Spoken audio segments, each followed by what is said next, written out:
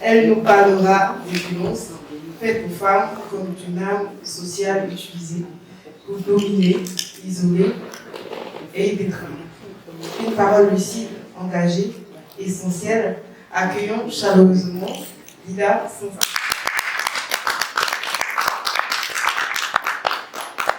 Bonsoir à tous et à toutes. Alors, c'est vrai que j'ai choisi une approche qui est un petit peu différente de tout ce que je peux entendre là, qui en fait est tout ce que j'ai entendu avant. Ça n'est que la conséquence de ce que je pourrais démontrer. Parce que parler du droit, faire un atelier juridique, je vous assure que ça va vous saouler.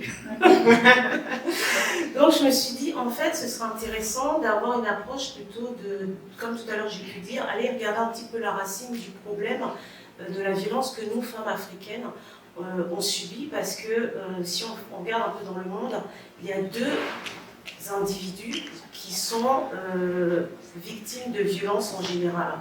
On a les femmes, qu'elles soient occidentales ou africaines, et puis on a le genre, lorsqu'on est femme, et puis lorsqu'on est africaine. Donc ça veut dire que quand on cumule les deux situations, on est doublement pénalisé.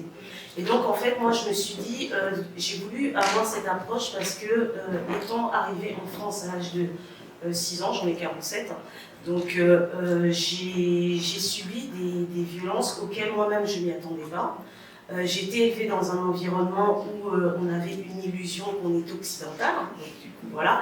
Et après, effectivement, après toutes ces violences, je me suis dit, mais ça vient d'où? Et j'ai commencé un petit peu à interroger notre histoire parce qu'il me semble que, en tout cas nous dans la règle de droit, si on veut solutionner un problème, il faut aller trouver la racine. Et en fait, en questionnant un petit peu l'histoire de nous, Africains, il s'avère que je me suis aperçue, parce que au niveau de l'éducation, je pense que beaucoup d'entre vous allez vous y retrouver, jamais mes parents m'ont parlé de la fierté des femmes africaines, de nos aînés, de nos ancêtres. Moi, j'ai été élevée avec les princesses Disney. Je ne savais pas qu'il y avait des princesses, des femmes fortes en Afrique. Et donc, en mettant en place cette rétrospective, comme on dit en droit, c'est de regarder un petit peu l'origine, les racines des choses. Et c'est vrai que j'ai pu découvrir que dans notre histoire africaine, il y a eu des cultures, des reines-mères qui avaient ce pouvoir de décider, de choisir et même d'intervenir dans les choix de chefs de tribus, de chefs coutumiers qu'elles ont occupés.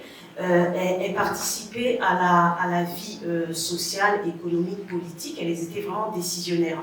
Et du coup, le fait de voir qu'il y a aussi la philosophie du Ubuntu, alors je ne sais pas si vous savez ce que c'est, hein, je suis parce que nous sommes, en fait, que l'individu en Afrique existe parce que la communauté existe, et la communauté existe parce que l'individu existe.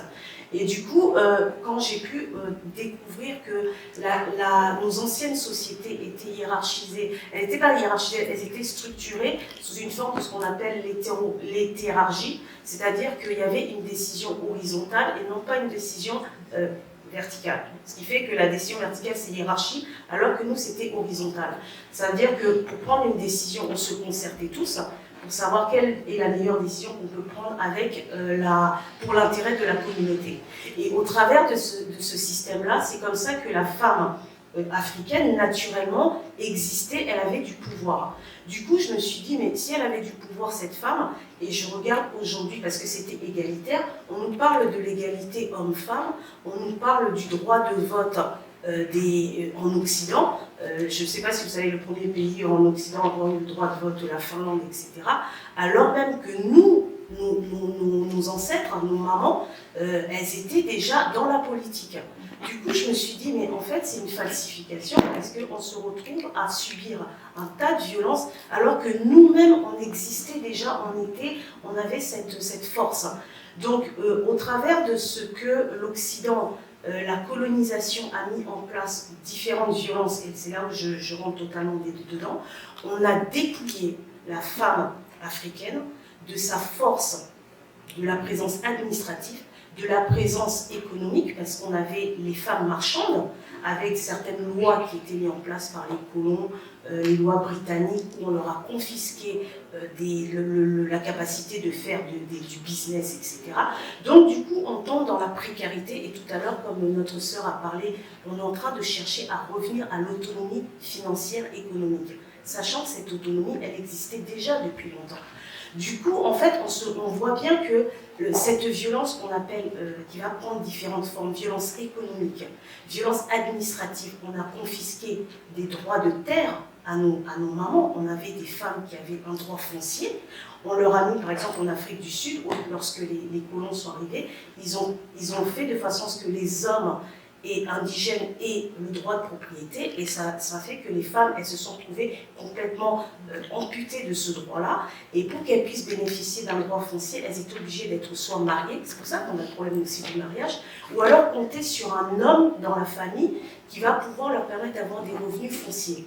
Donc aujourd'hui, on voit bien qu'on est en train d'aller rechercher ce qui existait avant, alors même qu'on nous a fait croire que la femme africaine, elle doit être soumise à l'homme, elle doit être au foyer, alors que nous avions des femmes puissantes, des guerrières, des militaires, avec les Amazones du Dahomey, qui ont combattu beaucoup, avant même la France, ou bien l'Europe, où on dit aujourd'hui, oui, il y a les premières femmes militaires, capitaines. Nous, on était bien avant.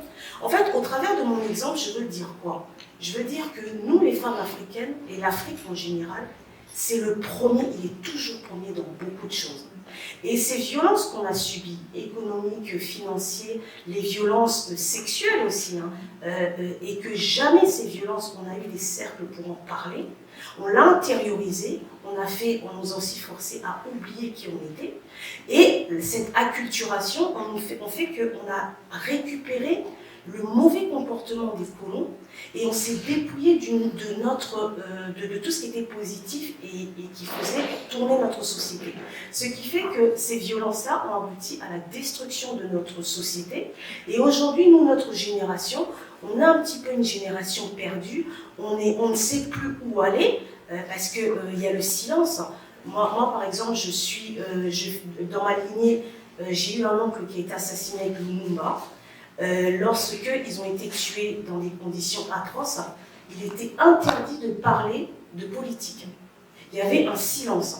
Et le jour où on se dit, bon, je vais essayer de faire la politique, non, l'autocensure.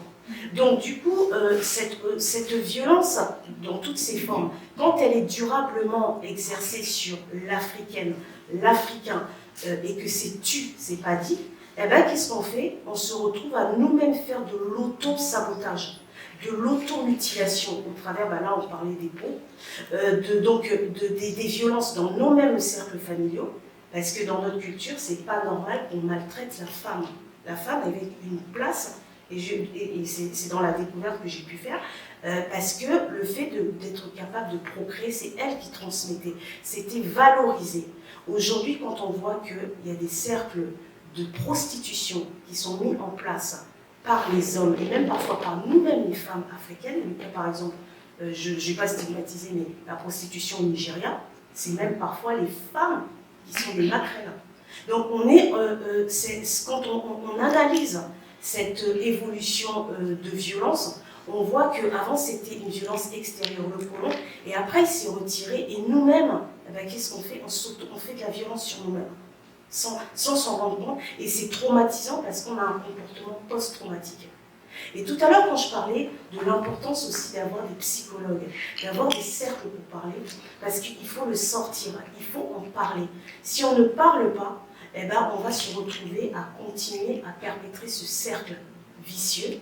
Et aujourd'hui, nous qui sommes dans la diaspora, et je vais vous dire, moi qui ai un enfant monoparental, j'ai été choquée de voir que je suis aussi victime avec la violence administrative du système français.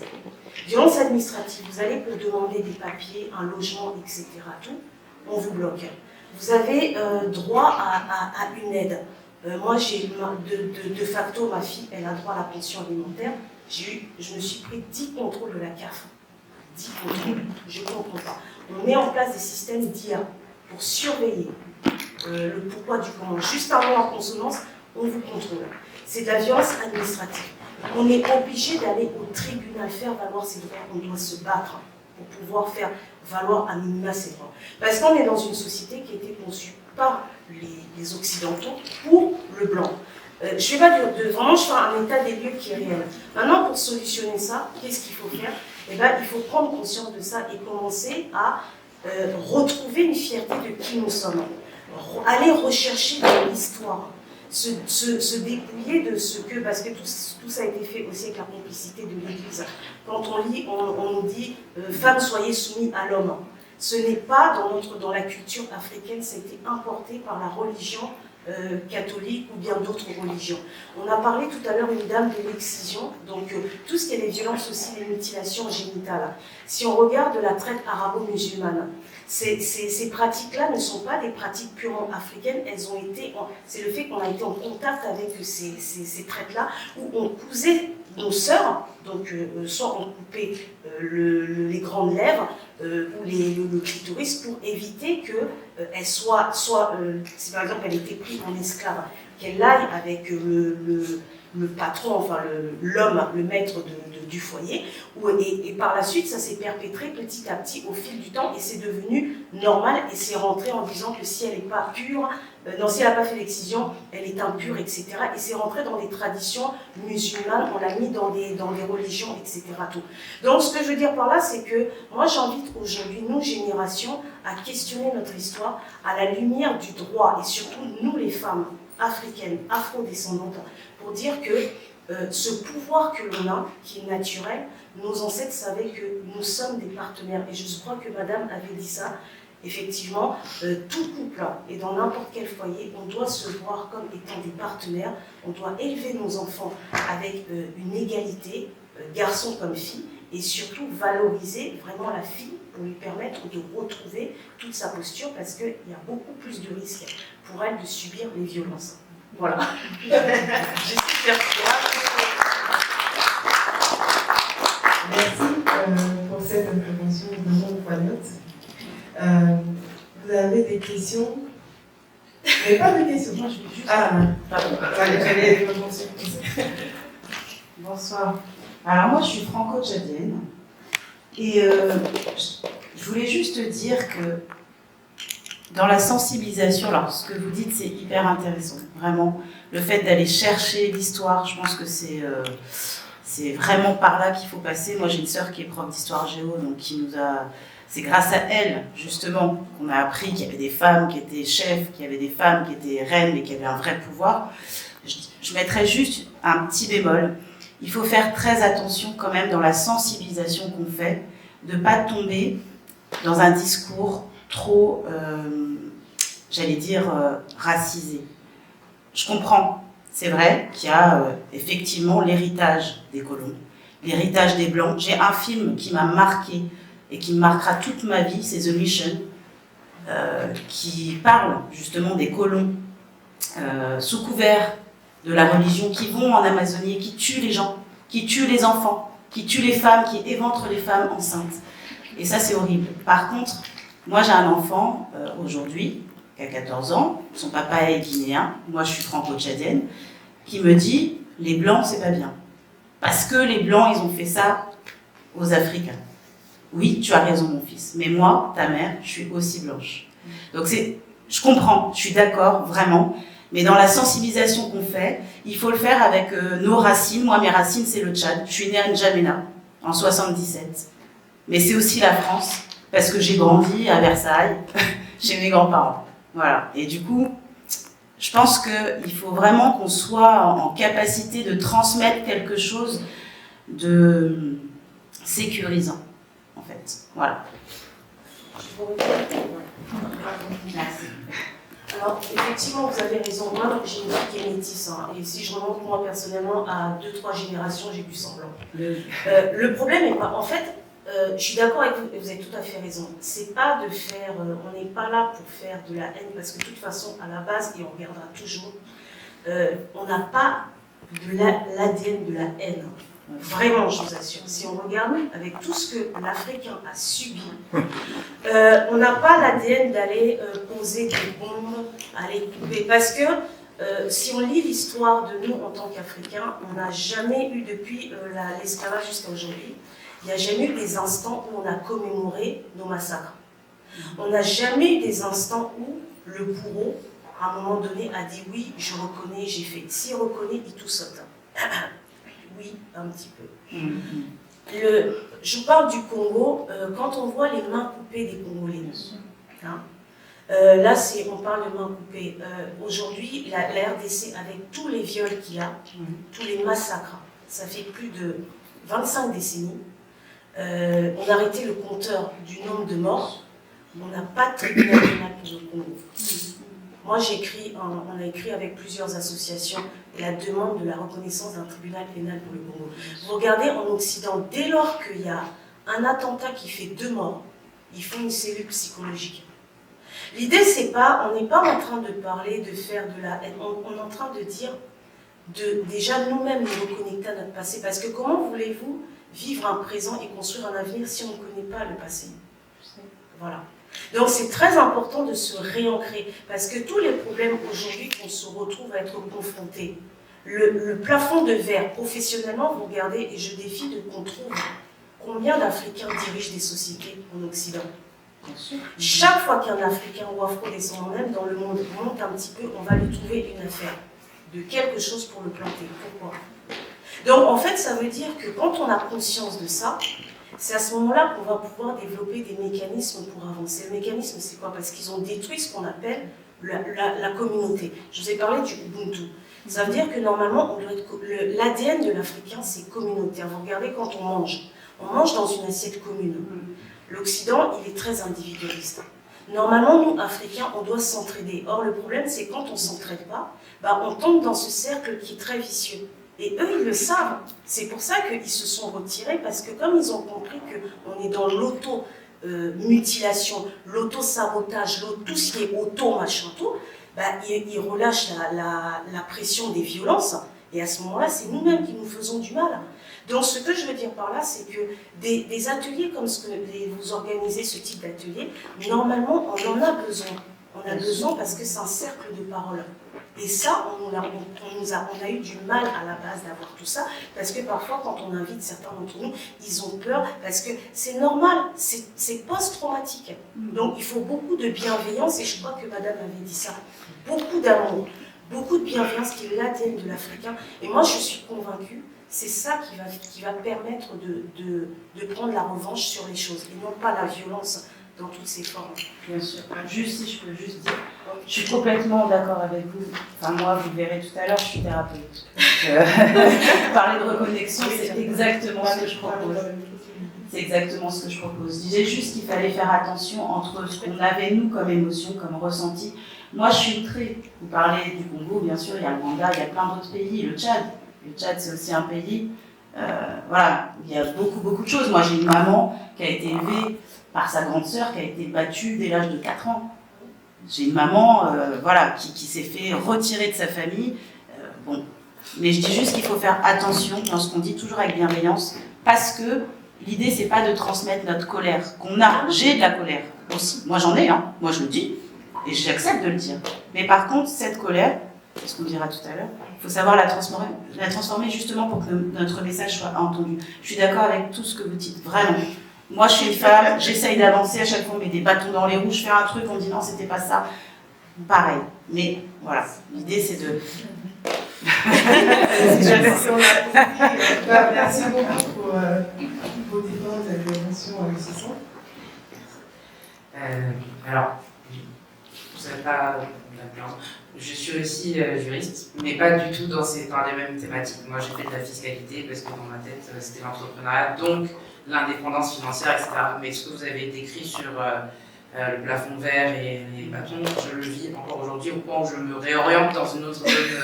Voilà, parce que je suis pas soldate. Oui. Bienvenue au club. Voilà, je n'aime pas me battre. Voilà, Dieu choisit ses soldats. Moi, j'ai jamais postulé. Mais en tout cas, Oui, mais parfois il y a des élections vraiment. Voilà. Donc, voilà. Ma question est la suivante, parce que c'est vrai que vous avez beaucoup insisté sur la psychologie et la thérapie. Encore une fois, je vais prendre mon cas qui n'est pas une généralité, mais je sais que ça a été un blocage, parce que plus les blocages sont étendus, plus à notre échelle individuelle, c'est plus compliqué. Donc, quand j'ai eu mes burn-out à cause de ces choses-là que je ne décryptais pas d'ailleurs, j'ai été un ami blanc m'a recommandé d'aller voir une psy. Vraiment, je suis ton ami, mais là, en fait, j'ai mes limites en termes de comment je peux t'aider, quoi, parce que je sais pas quoi faire. Donc voilà. Maintenant, trouver un psy, c'est encore autre chose, on en parlera, l'errance médicale, etc. Mais il y a quelque chose qui m'a beaucoup aidé aussi, notamment parce que vous avez parlé de religion à un moment donné. Étant du Niger, on est musulmans là-bas.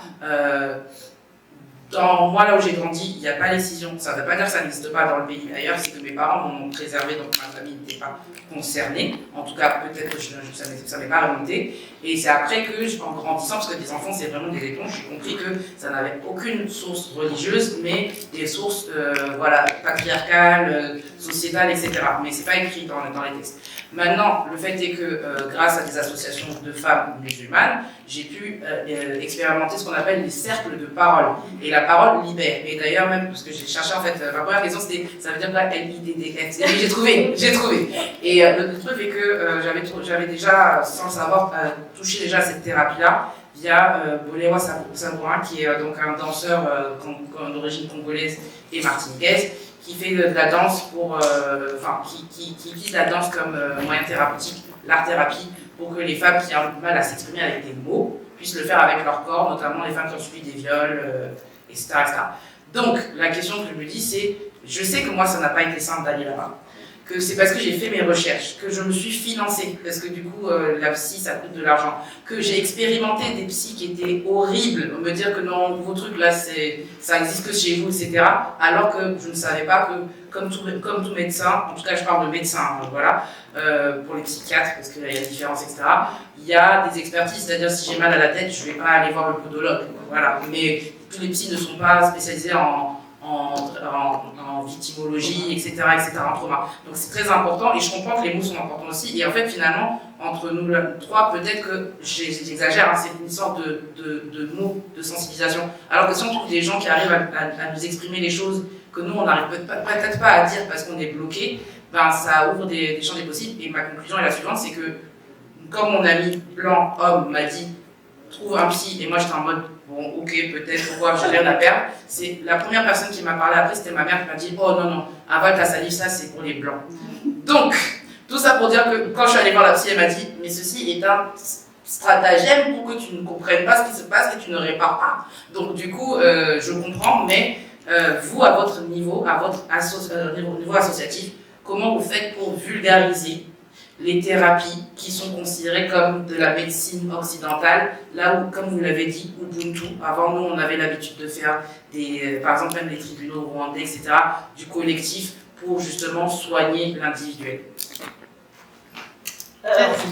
Déjà, notre structure, alors nous ne sommes pas des thérapeutes. Bien sûr, mais... Voilà. Non, notre structure, donc, elle a vraiment une dimension pour défendre les droits des femmes vraiment axées congolaises et un peu plus largement aussi africaines, suivant les problématiques et l'autonomisation, etc. On a eu l'occasion de mettre en place ce qu'on appelle la ligne d'écoute des victimes. Alors, c'est une expérimentation qu'on avait fait il y a 3-4 ans. On avait été formé par France Victime. C'est-à-dire qu'en fait, on apprend à être des écoutants. Parce que lorsqu'on a affaire à des gens qui sont victimes de violences, il y a une façon de les aborder. Il ne faut pas être dans le jugement, il ne faut pas non plus être dans parler à sa place ou alors douter, remettre sa parole en cause.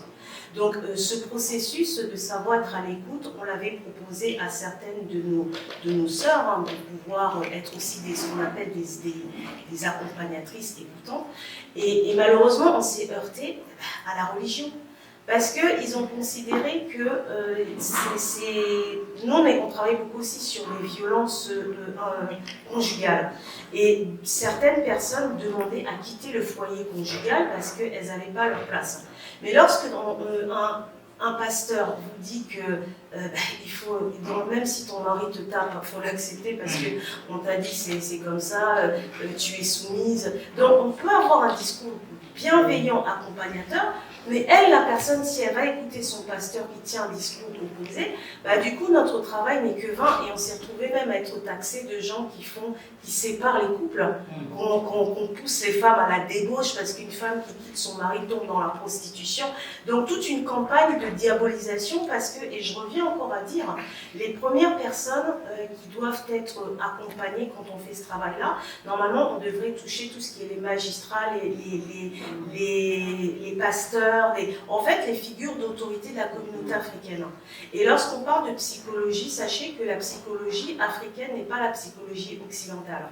C'est pour ça que moi j'encourage toujours, et même votre maman elle l'a dit, mais t'as pas besoin de ceci tout, il faut qu'on dépasse ça. Parce que dans nos communautés, à la base, on avait des cercles, les choses se réglaient avec des personnes qui étaient dédiées à cela. Voilà. Le Nganga par exemple, parce que quand on dit le Nganga, qui veut dire en lingala, il y en a qui disent sorcier, non. Il y a le, non, c'est pas marabout. Le Nganga, ça veut dire la connaissance, celui qui a la connaissance. Il y a le Nganga Kisi, celui qui a la connaissance du médicament. Nganga Mayele, celui qui a la connaissance de la science, de l'intellect. Par exemple, vous êtes juriste, on va vous dire Nganga Mayele. Ça veut dire que vous connaissez les choses. Des connaissances qui vont être plus stratégiques, etc. Donc en fait, c'était des personnes qui étaient en mesure d'arriver à solutionner les problèmes par rapport à la communauté. Donc moi je pense qu'aujourd'hui, il faut vraiment inviter certains de nos enfants à embraser des métiers de psychologie, mais vraiment dédiés à notre communauté, pour vraiment arriver à mieux comprendre, parce que c'est à 1000 feuilles de problèmes qui n'a pas été résolu. Et je vous assure que quand on regarde la situation du Congo, je vais faire vite, quand on regarde la situation du Congo, je vais même vous dire que, parce que peut-être il y en a certains qui ne se rendent pas compte, on a eu des violences où on a eu des incestes forcés. On a pris, donc pour s'accaparer de ses terres, on a parfois forcé un homme à coucher avec sa fille devant sa femme. Inversement, la femme avec son fils devant. Alors qu'est-ce que ça crée? Ça crée au-delà, là je vais parler au-delà du côté psychologique, ok. Mais il y a des tribus, chez nous, on appelle ça une abomination. Ça veut dire qu'il y a de l'auto-malédiction. Vous voyez? Un occidental ne comprendra pas. Il va dire oui, mais pourquoi ils sont rejetés? Moi, j'ai fait les formations, parce que j'ai oublié de préciser, depuis le 16 juin, on a été enregistré aux Nations Unies. Donc, j'ai fait beaucoup de formations avec l'ONU, etc. Et c'est vrai qu'eux, ils ne comprennent pas pourquoi les femmes qui sont violées comme ça, elles sont rejetées par la communauté. Ce n'est pas un simple rejet, c'est qu'il y a une tâche spirituelle, qu'eux, ils ne comprendront pas. Donc c'est pour ça que c'est hyper important de repartir à qui nous sommes pour comprendre que nous avons besoin, au-delà de ça aussi, de passer par le nettoyage spirituel, comme en lingala on dit. Je ne sais pas s'il y a des Congolais au Soukola. Laver le peuple par les Congolais? Non. J'y vois rien. C'est partout, donc, normalement. Donc voilà. Non mais voilà, en fait, pour vous répondre, je pense vous n'avez pas d'ethnopsie, mais vous avez... avec les contacts. Non, nous on est formés, on se fait former par des structures qui sont spécialisées sur la victimologie. Donc en l'occurrence France Victime, etc. Et on a fait de façon à l'adapter à notre communauté. France Victime, ils ont travaillé aussi avec la communauté israélienne pour tout ce qui est, et puis SOS Racisme, quand il y a des attaques comme ça. Maintenant, la particularité, c'est que pour le Congo et pour la communauté africaine, il faut vraiment on ait une cellule d'écoutants qui comprennent qu'au-delà de ce qu'on vit en tant que victime atteinte psychologique, il y a d'autres traumatismes parce qu'on hérite de toute la lignée traumatique avant. C'est dans ce sens-là. Une dernière question. Oui, une dernière question. Merci.